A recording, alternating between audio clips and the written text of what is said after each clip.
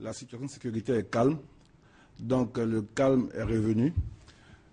Effectivement, depuis ce matin, certains éléments de l'armée ont manifesté leur mécontentement pour la prise en compte d'un certain nombre de préoccupations. Donc, il y a eu une réponse tout à l'heure, vous en avez fait cas du ministre de la Défense. Je viens donc ce soir sur le plateau rassurer tout le monde. D'abord, ces jeunes, leur dire que leur message a été entendu. Le président de la République les a compris. Ensuite, sa réponse quant à leurs préoccupations, elle est positive. Elle est positive, elle est sans embâche, elle est claire, elle est nette, elle est positive. Et donc, également dire aux populations que le pays est au calme, le calme est revenu. Nous allons, dès demain, dans le cadre des discussions avec les représentants de ces jeunes-là, travailler concrètement sur les modalités d'exécution des différentes mesures qui ont été arrêtées par le président de la République pour faire droit à leurs préoccupations. Ce qui veut dire qu'un dialogue direct a été engagé avec eux. Tout à fait. Nous avons parlé à la plupart des jeunes, leurs représentants d'Abobo, de Bouaké, de Korogo et même de Daloa. Ils ont été en contact également avec le chef de corps, etc. Il y avait deux grandes préoccupations. Un groupe de militaires, ils sont 575, qui ont été recrutés, qui ont été intégrés dans l'armée en 2011 et ils demandaient la prise en compte de leur solde, des arrivées de solde à compter de 2009. La réponse, elle est positive. En fin novembre, ils auront une moitié. En fin décembre, ils auront l'autre moitié. L'autre groupe, le plus important, qui sont les caporaux, ils sont 8400, qu'ils demandaient leur prise en compte que leur solde, les arrivées de solde courent à compter de 2009. La réponse, elle est claire, elle est nette, elle est positive.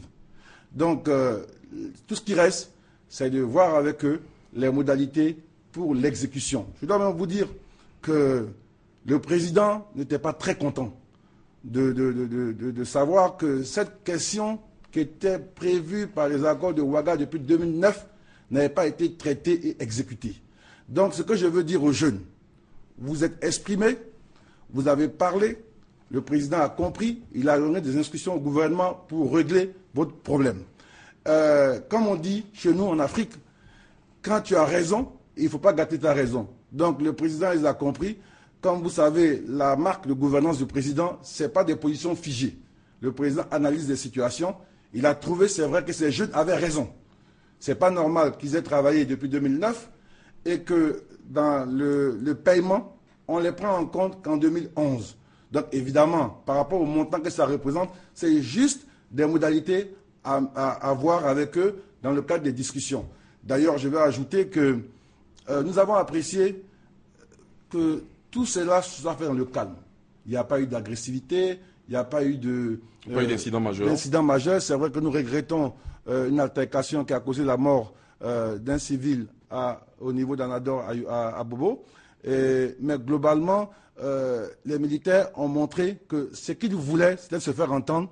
Ils ne voulaient pas créer le désordre, ils ne voulaient pas créer la chanlie. Et si vous circulez aujourd'hui à Abidjan, à Bobo et dans la plupart des endroits du pays, le calme est revenu. Je veux les rassurer, il y a des rumeurs de ce qu'il y aurait des sanctions. Il n'y aura pas de sanctions. Parce que ce qui est important, c'est que le pays avance. Et pour avancer, on ne va pas mettre le pays en péril pour des questions d'argent. On va toujours trouver une solution. Je pense que le fond du problème est traité. Le président a décidé de régler ces problèmes. On verra.